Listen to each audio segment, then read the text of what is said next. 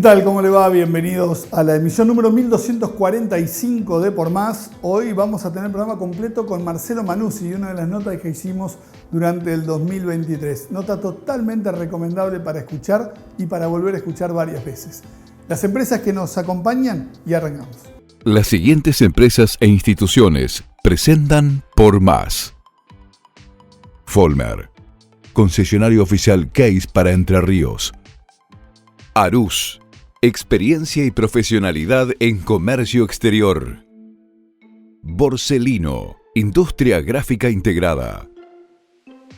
Renault Kangoo Express, una aliada para el trabajo. Folmer, concesionario oficial en Entre Ríos. Vitrex, industrialización del vidrio. Distribuidor oficial Vasa y Blindex, integrante de la red Ecoglass. Gross, calidad que avanza. Dimaco, materiales para construir nuestra provincia. Laboratorios La Fedar, desde Entre Ríos al mundo. Leiva Hermanos, corredores de granos y subproductos, agente bursátil, seguros, hacienda, cargas. Manprin y Cébola, 25 años junto a Volvo Trucks and Buses. Grossteiner, arquitectura en contenedores. Best, sociedad anónima, obras, ingeniería y materiales eléctricos. Cremigal, de nuestra familia a la tuya. De Martín Hermanos, constructora y hormigonera. Rotex, para su producto huevos AA. Arroz Noble, de la cooperativa Arroceros de Villa Elisa. El Hinojo Sociedad Anónima, negocios agropecuarios asociativos. Pinturas Sorbaloc, calidad certificada ISO 9001. Petropac, fábrica de envases flexibles. ENSA, ascensores panorámicos neumáticos. Cobar, 69 años potenciando el desarrollo de nuestros asociados. Banco de Entre Ríos, acá para vos. Agrolac Paraná, implementos para la industria láctea.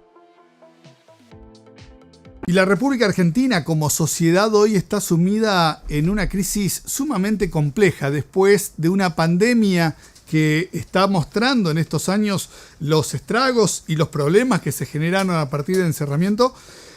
Se suma la crisis política, económica y social. La desesperanza es uno de los grandes motores o adjetivos que se pueden llegar a encontrar hoy en la sociedad.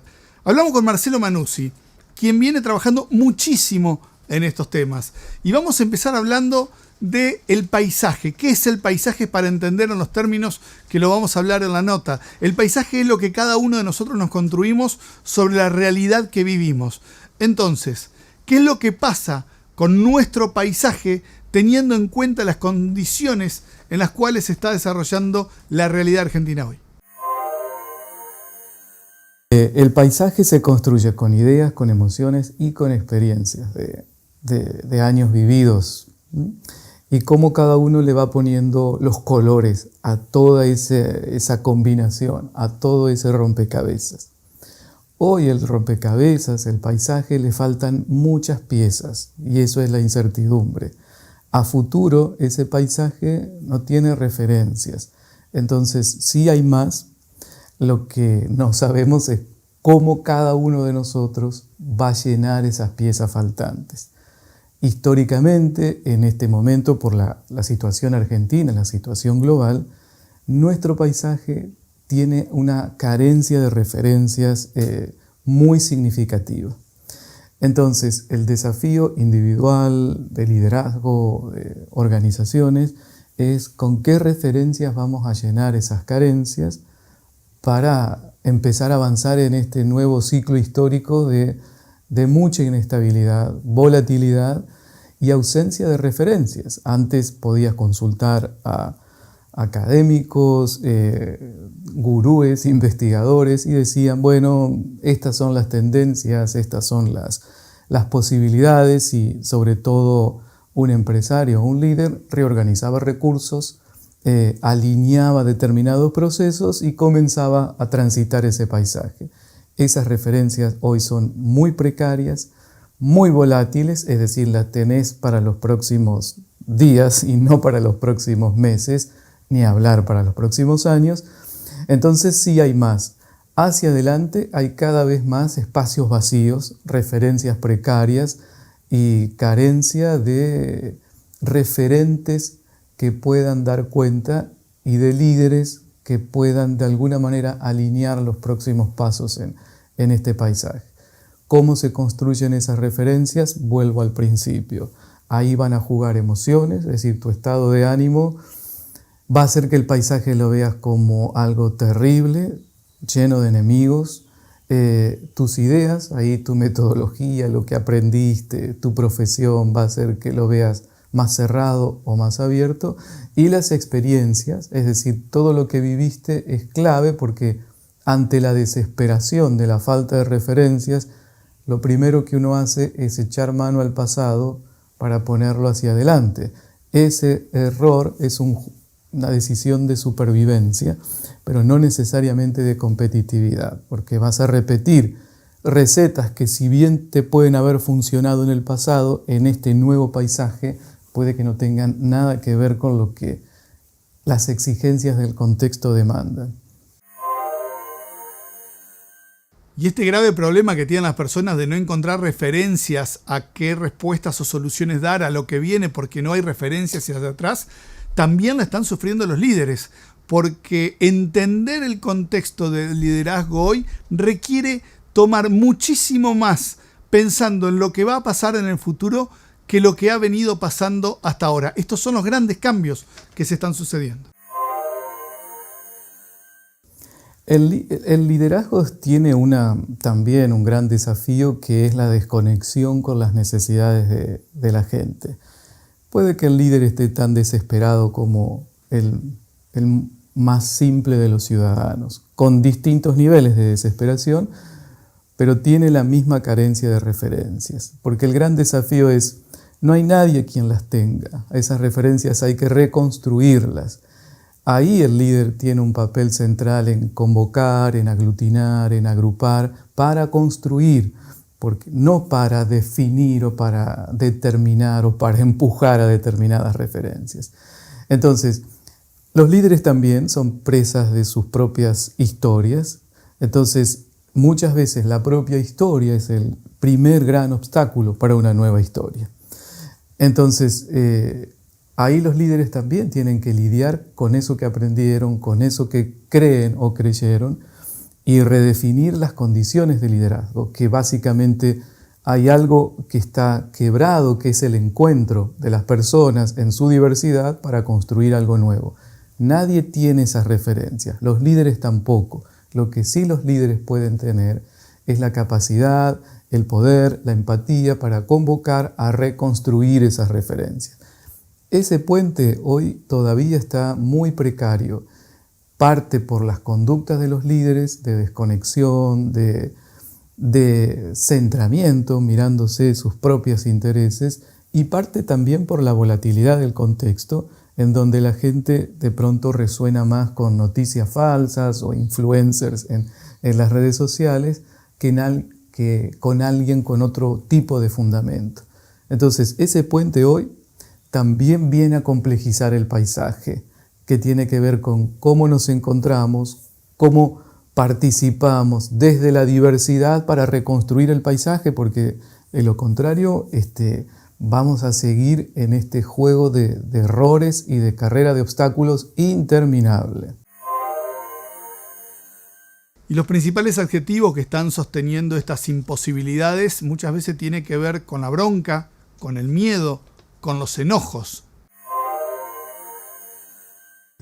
Hay un montón de calificativos que sostienen la imposibilidad. Puede ser desde lo que técnicamente se puede llamar indefensión, la persona que se siente absolutamente vulnerable, entonces ni se mueve, porque mueva como se mueva va a estar afectada, y de los que tienen bronca o enojo, que es exactamente el otro extremo de la misma situación. Un paisaje totalmente hostil, condiciones de vida totalmente vulnerables, unos se esconden, otros salen a atacar. Pero la transversalidad de eso es la imposibilidad, es decir, la ausencia de algo nuevo y esperanzador en nuestras vidas. Frente a eso, ahí empiezan a aparecer una variedad de conductas. Desde los extremos es el que se esconde y el otro extremo es el que sale a romper todo. Pero en el medio está la angustia, está la frustración, está el resentimiento, toda una serie de, yo le llamo en un artículo hematomas emocionales, que tocas así y duelen. Duelen por historia, duelen por una repetición de la frustración, en el caso de los más viejos, en el caso de los más jóvenes, frustración frente a lo nuevo. Y yo creo que esa serie de hematomas emocionales son las grandes vulnerabilidades de los líderes. Ninguno atendió a eso, ninguno fue empático con eso, y entonces se estiró la brecha de esas emociones que hoy juegan negativamente. Desde el descontento es como una gran burbuja dentro de la cual hay diversidad de respuestas frente a lo mismo, que es la imposibilidad, la ausencia de algo nuevo en nuestras vidas, en nuestro paisaje, y de ahí en adelante cada uno lo va a ir manifestando desde distintas emociones. Pero el núcleo es lo mismo, es la imposibilidad. Algo nuevo hoy no es posible. Y desde ahí la diversidad de respuestas frente a ese nudo de desarrollo personal, familiar, grupal, organizacional y comunitario. Y todo esto, como decía Marcelo Manuzzi, ha generado un nudo gigante. Ahora, ¿cómo podemos empezar a desanudar este gran nudo de imposibilidades? ¿Esto tiene que ser de lo individual o tiene que ser de lo grupal? Yo creo que el nudo de la imposibilidad hoy es comunitario. Entonces, no hay una salida exclusivamente individual. Uno puede tener condiciones personales de vida, digamos, de bienestar o de desarrollo económico, pero conviva en un contexto. Entonces, yo creo que primero la imposibilidad es un nudo, no es un nubarrón, con lo cual es mucho más fuerte en términos, es decir, te moves y no te moves. Entonces creo que el primer punto es, sí se necesita un compromiso personal para aceptar estas condiciones y empezar a ensayar pasos mínimos, posibilidades mínimas. Este es un momento para abrirse, no para encerrarse. Con lo cual también la desesperación muchas veces lleva a que uno se encierre en su casa, se encierre en sus ahorros, se encierre en su familia, se encierre en las redes sociales. Pero este es un momento para abrirse, para ver qué podemos hacer juntos, en la escala en la que estemos, en el barrio, en la organización, en la provincia, en el país, en la región también, si uno lo ve a nivel Latinoamérica también. Entonces, uno puede tener distintos niveles de desatar este nudo. El nudo personal, que tiene que ver con participar, con encontrarse, que va desde lo mínimo, desde volver a hablar con alguien de qué hacemos, el nudo de un líder más organizacional, que tiene otras responsabilidades, muchas familias que dependen de sus decisiones en una empresa o en una organización, y sin lugar a dudas los líderes sociales, en todos los órdenes, desde los líderes comunitarios hasta los líderes políticos, que son hoy creo que los artífices de que la gente se vuelva a encontrar. No hay forma de salir de la imposibilidad sin encuentro. Las condiciones del encuentro ya vienen precarias mucho antes de lo que hoy estamos viviendo. Yo te diría que yo la vengo siguiendo más o menos desde el 2018 en adelante, que se va abriendo un abismo entre las personas en toda Latinoamérica. Luego se puede ver en Europa y se puede ver en Estados Unidos, lo que se llama la polarización. Y eso llevó a crisis emergentes que hoy son crisis actuales. Entonces, el líder puede tener una gran posibilidad y responsabilidad en recrear las condiciones del encuentro y no las condiciones de enfrentamiento. El enfrentamiento es funcional a que terminemos dando vueltas sobre la misma precariedad de vida. Eso puede ser un buen negocio para algunos. Lo que hoy estamos viendo es que genera un panorama de muchísimo riesgo en todos los sentidos. Quizás el más mediático son los riesgos económicos, pero también riesgos psicosociales, riesgos de salud, de vulnerabilidad, porque frente a esa carencia de posibilidades sale el instinto de supervivencia y es sálvese quien pueda, como sea.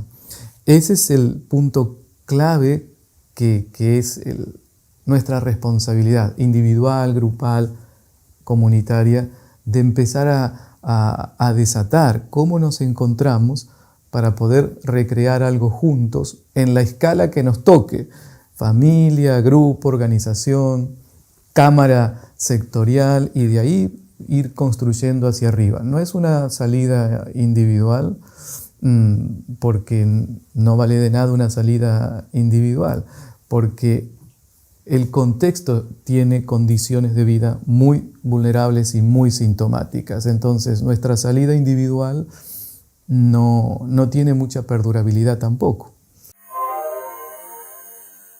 Hacemos una nueva pausa, enseguida volvemos y seguimos conversando con...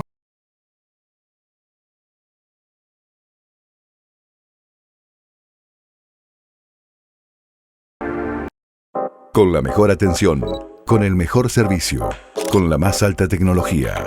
Acompañamos al productor entrerriano desde hace más de 60 años.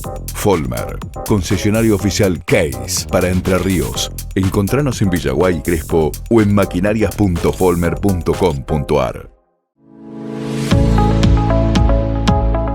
Grosteiner es arquitectura en contenedores.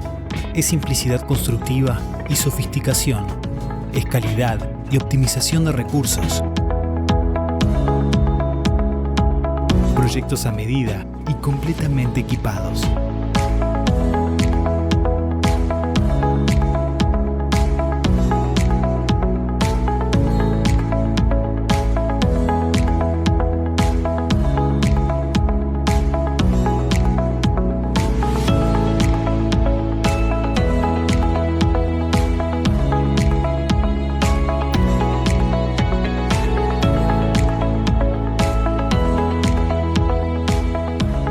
Grosteiner.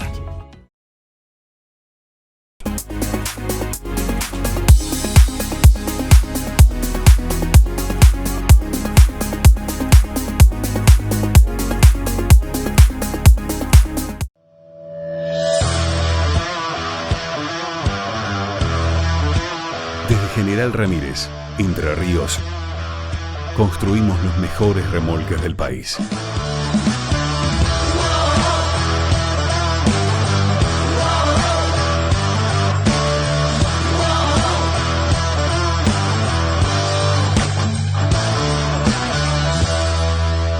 Gross, calidad que avanza.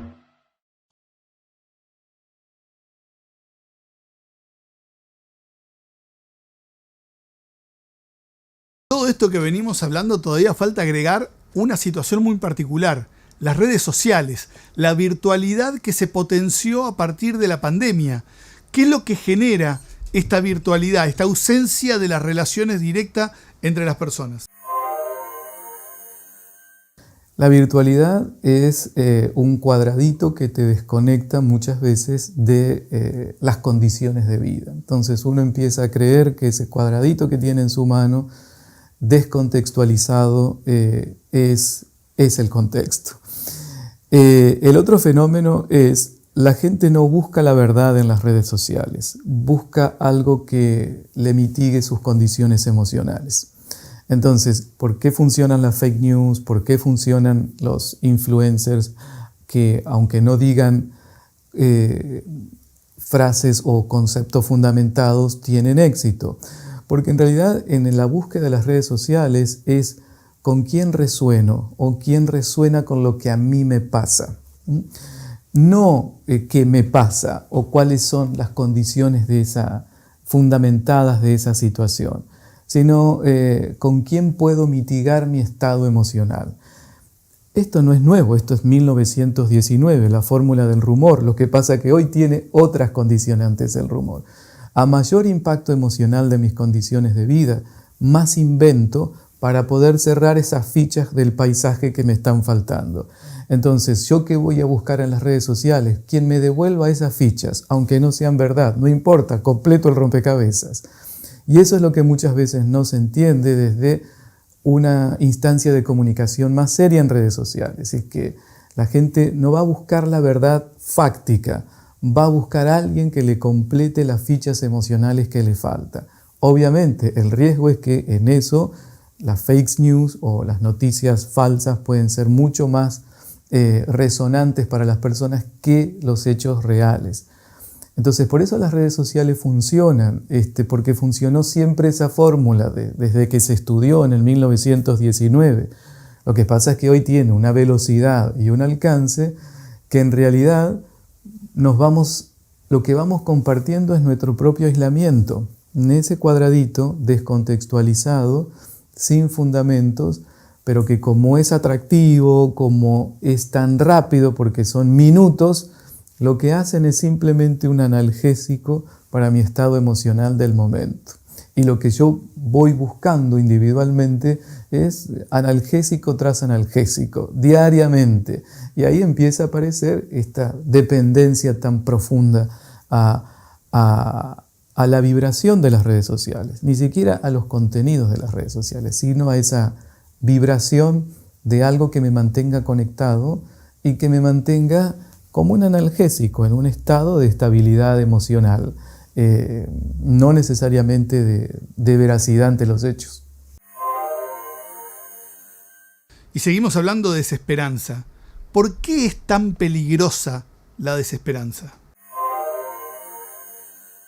Porque puede llevar a decisiones compulsivas. Los seres humanos somos los únicos bichos mamíferos que podemos transformar la supervivencia en autodestrucción. El resto de los mamíferos no se autodestruye, salvo algunos que responden, pero nadie va en contra de su código genético. Nosotros sí. Y ese es el riesgo de la desesperanza, que en condiciones de desesperanza uno saca la supervivencia que en el caso de los mamíferos, como nosotros, parlanchines y simbólicos, se puede transformar en autodestrucción. Y de hecho lo podemos ver en muchos casos, desde lo individual y hasta lo comunitario y social como en este momento. ¿Por qué? Porque no tenés nada que perder. Siempre creo que hay salida, porque sí podemos ser artífices de nuestro futuro. Eso es una decisión. Creo que el gran desafío es dejar de depender de decisiones de otros y nosotros empezar a ser mucho más protagonistas de nuestras propias decisiones. Llegamos aquí por acción u omisión, por lo que permitimos y por lo que dejamos como desidia o como desconfianza. Si hay salida, creo que implica una enorme responsabilidad en todos los niveles, desde el individual, familiar, social y por supuesto en los liderazgos que tienen responsabilidades sobre muchas vidas, organizaciones y políticos. Pero creo que vuelvo sobre lo mismo, la decisión de reconstruir el futuro y la convocatoria que es un futuro que se construye desde la diversidad y juntos.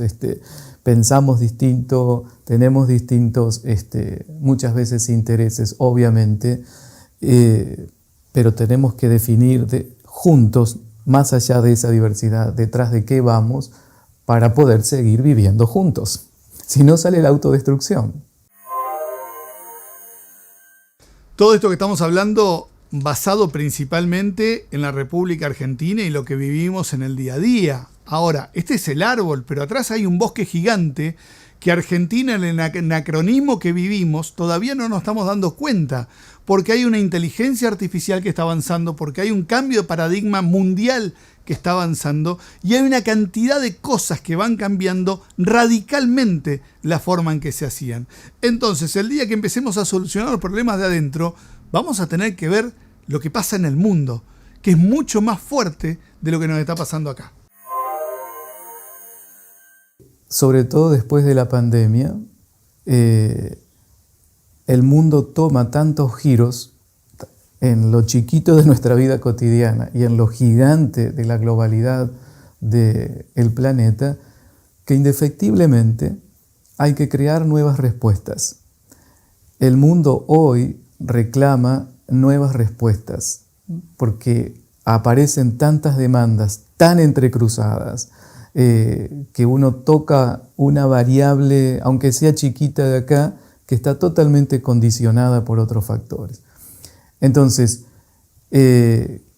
hoy podemos estar pensando en la respuesta a uno o dos temas, pero en la globalidad de vida, así comenzamos conversando. Echamos mano al pasado para enfrentar el futuro, y lo que hoy nos muestra el futuro, que prácticamente ninguna de las recetas del pasado son funcionales hacia adelante. Entonces, ese es el gran desafío. Esto recién empieza, pero recién empieza no desde una amenaza, que las hay, sino que recién empieza como desafío de reconstrucción. Ante las nuevas demandas que tiene el mundo global y que tienen repercusiones en la vida individual, es necesario nuevas respuestas, porque las respuestas que habíamos ensayado o inclusive habían tenido éxito en el pasado, y cuando digo el pasado estoy hablando no de una década, estoy hablando de 2 años, hoy ya no tienen posibilidades de desarrollo. El mundo dio tantas vueltas en este pequeño lapso de tiempo que ese es el abismo metodológico, político, social, emocional y técnico. Todo eso tiene que reconstruirse, y ese es justamente el gran desafío global. Esto recién empieza, y lo que vivimos, aunque es doloroso y es muy riesgoso en términos técnicos y de vida, es apenas un aperitivo de la diversidad de respuestas y demandas con las que hay que volver a aprender a convivir con este contexto, porque si no quedamos presos de la fantasía de que, bueno, esto es una crisis, aguantemos, que ya se van a acomodar las cosas. Y creo que no hay un retorno a condiciones anteriores de vida, sino lo que creo que va a ir ocurriendo es que vamos a vivir con mayores condiciones de inestabilidad. Entonces, ¿cómo nos preparamos para convivir con eso técnicamente, emocionalmente y relacionalmente, que son para mí los 3 grandes desafíos? Es decir, aceptar la vulnerabilidad, convivir con la inestabilidad y transformar las condiciones de vida en las sociedades y en las organizaciones.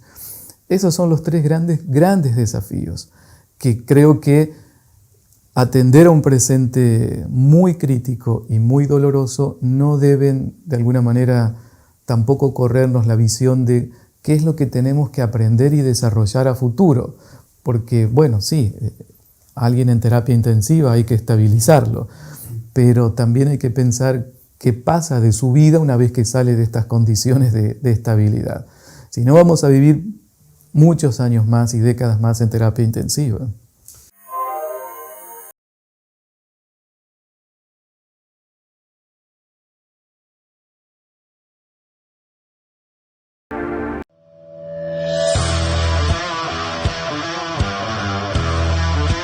Desde General Ramírez, Entre Ríos, construimos los mejores remolques del país.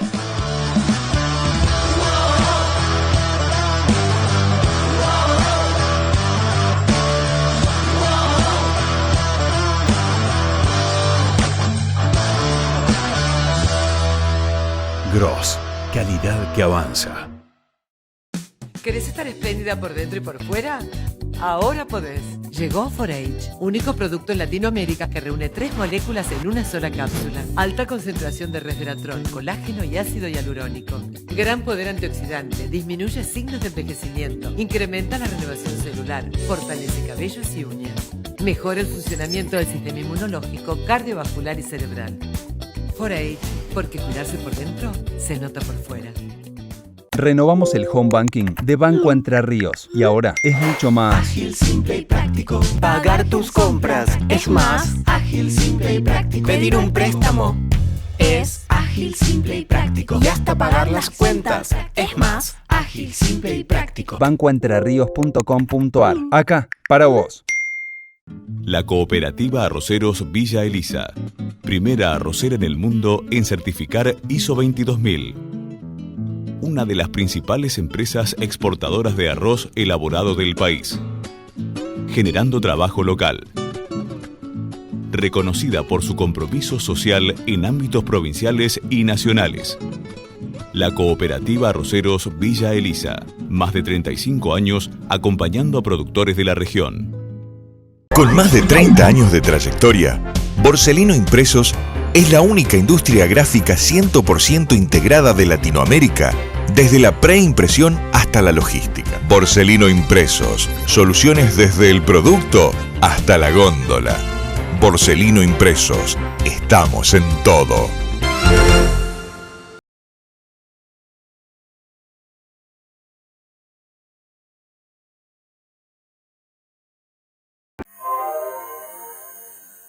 Y la última pregunta que le hicimos a Marcelo Manuzzi tiene que ver con los cambios. ¿Por qué fracasan los cambios cuando en realidad todo lo que queremos son cambios? Los cambios siempre fracasan por emociones, no solamente por el miedo. Puede fracasar por la ira, el enojo, la sospecha, la desconfianza, el resentimiento, que ese es uno de los puntos más críticos, porque uno el miedo y el enojo lo ve, el resentimiento no lo ves en la gente y tumba los proyectos de cambio, hacen fracasar los proyectos de cambio. El miedo sí paraliza, es una emoción básica en principio de cuidado, entonces no sería necesariamente una emoción negativa el miedo. Ahora, el miedo con un objeto, es decir, yo le tengo miedo a, ahí sí paraliza. Entonces, el miedo es una emoción básica, natural, una respuesta del cuerpo frente a una amenaza. Lo que pasa es que lo que no es natural es que el miedo perdure 3 años. Ahí ya hay algo que sostiene ese miedo. Entonces, en principio no es un nudo al cambio, es un nudo al cambio si ese miedo se sostiene en algo que no podemos desatar. Y creo que ahí está el gran desafío de los líderes, una nueva invitación a algo posible que permita que la gente al menos dé pasitos, se asome a que algo posible, nuevo, es factible en sus vidas. De lo contrario, el miedo se va a ir retroalimentando y se va a ir retroalimentando con otra serie de emociones que van a sostener este estado perdurable. Las siguientes empresas e instituciones presentan Por Más. Folmer, concesionario oficial Case para Entre Ríos. Arús, experiencia y profesionalidad en comercio exterior. Borselino, industria gráfica integrada. Renault Kangoo Express, una aliada para el trabajo. Folmer, concesionario oficial en Entre Ríos. Vitrex, industrialización del vidrio. Distribuidor oficial Vasa y Blindex, integrante de la red Ecoglass. Gross, calidad que avanza. Dimaco, materiales para construir nuestra provincia. Laboratorios La Fedar, desde Entre Ríos al mundo. Leiva Hermanos, corredores de granos y subproductos, agente bursátil, seguros, hacienda, cargas. Manprin y Cébola. 25 años junto a Volvo Trucks and Buses. Großteiner. Arquitectura en contenedores. Best, Sociedad Anónima, Obras, Ingeniería y Materiales Eléctricos. Cremigal, de nuestra familia a la tuya. De Martín Hermanos, constructora y hormigonera.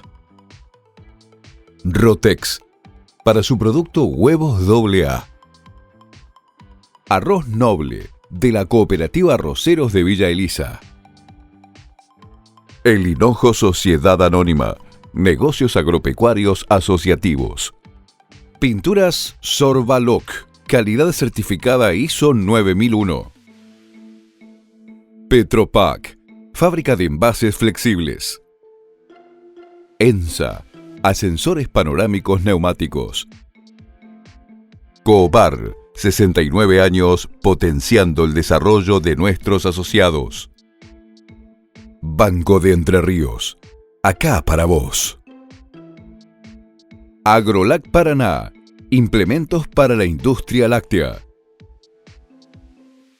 Final de una nueva edición de Por Más. Nos volvemos a encontrar como siempre semana próxima en este mismo espacio. Gracias y hasta la semana que viene.